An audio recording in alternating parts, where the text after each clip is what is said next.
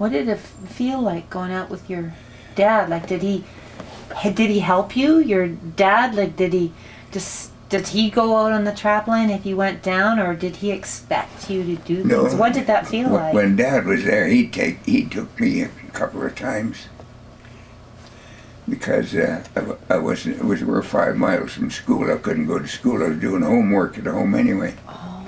See, we didn't have that school business anymore. Now, of course, you go to school, they'll come and get you or something, you know, or...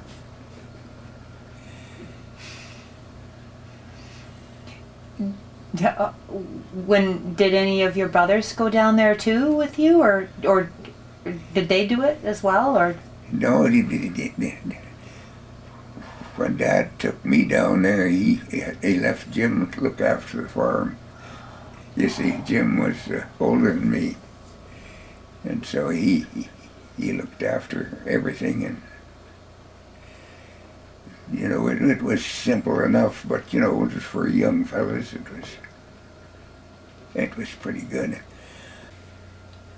How long did it take to do the trap line? When you? Oh, you could spend it. You know, you set your traps, and then you run them every 3 days, or you go back and forth. Oh. And because they'll get caught, you know, if there's any around, you know, you set them for to catch them. Right. And if you don't, there'll be something come along and take the trap, and the marten too. You know, lynx or any of those things, because they're trapped. They got their paw in the trap, and they can't get away. I went out with Dad first, and I'd run it pretty often, but Dad, of course, got smart. He said, well, somebody's got to do the cooking around here, you know, and so he'd send me out.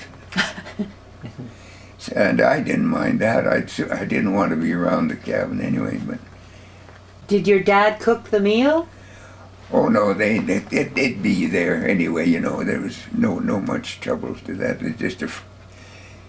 It's surprising what you could do on a place without a cook, you know. I know Dad, he wasn't as fussy as me. If Mom had been there, she'd have been different, but because he would just, when you finished eating, you just turn the plate upside down and give it a lick or a wipe or something, you know, and then the next day you turn it up again and give it a rinse, and away you go again. Kind of, you know, neat. You didn't have to worry about it. Did your dad, what kind of food did you eat on the trap line? Did you make stuff with flour, or? Oh yeah, we always took down enough. It'd be flour and baking powder, you know, things. Nothing very fancy. You made it all, you know. It was mostly flour, and of course you could have cornmeal, but if you had to pack it, you didn't pack too much. You know, you try and get your stuff down there in the fall with a horse or something. But were you down the lake at all? Did you go down in a riverboat or anything like that? Yeah, we used to go down the boat on the Canoe River. Yeah, you know, just a canoe. Dad made his own canoes. Oh. Yeah. What were they like? The ones good. He was fussy. He was a boatman. You know, he was. He never. All the other trappers, they never poled up that river. That was a poling chance. You poled if you wanted it up. They lined it.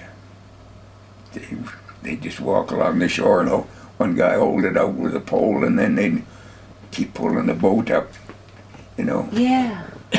And but Dad, he wouldn't go 10 feet on those. He'd pole up. If he had a boat, he wasn't going to walk. But he was a good poler. You know, he knew what he was doing.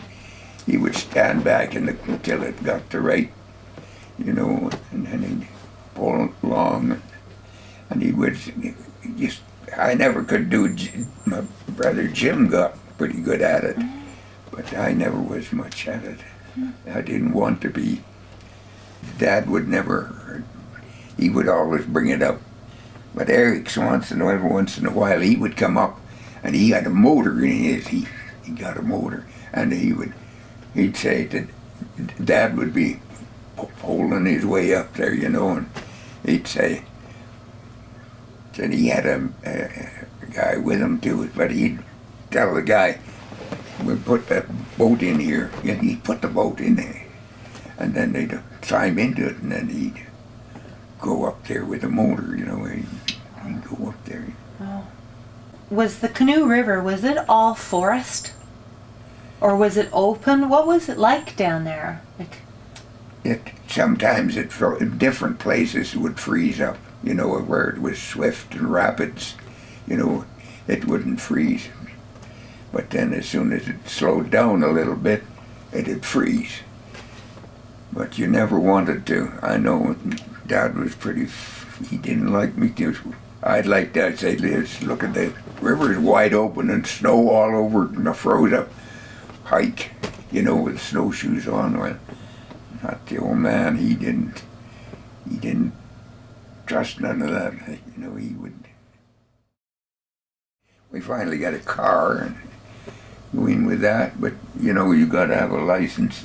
The old man couldn't drive. He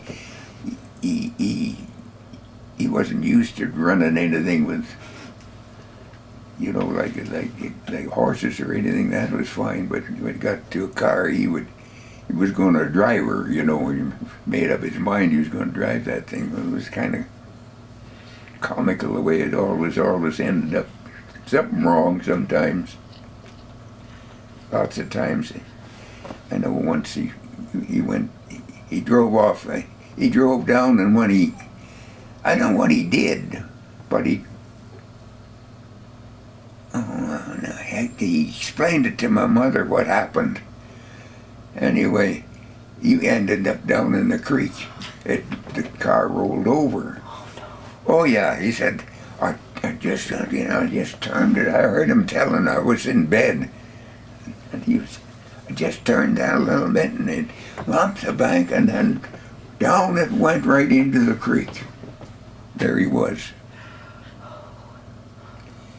Well, then we had an old fella, call him Scotty McRae. He was staying there feeding the cows or something while we were down there, and so he gets Scotty. He woke Scotty up and he said, "You gotta get that." The man didn't want anybody to see the car. For Jim and I listened to that, you know, we could drive a car, but he didn't. We used to drive it when he didn't know it, you know. We'd sneak in and drive it. You had to always be pretty fussy how you did it. You got to be kind of a sneaky person. When you think back on it, it's lots of fun.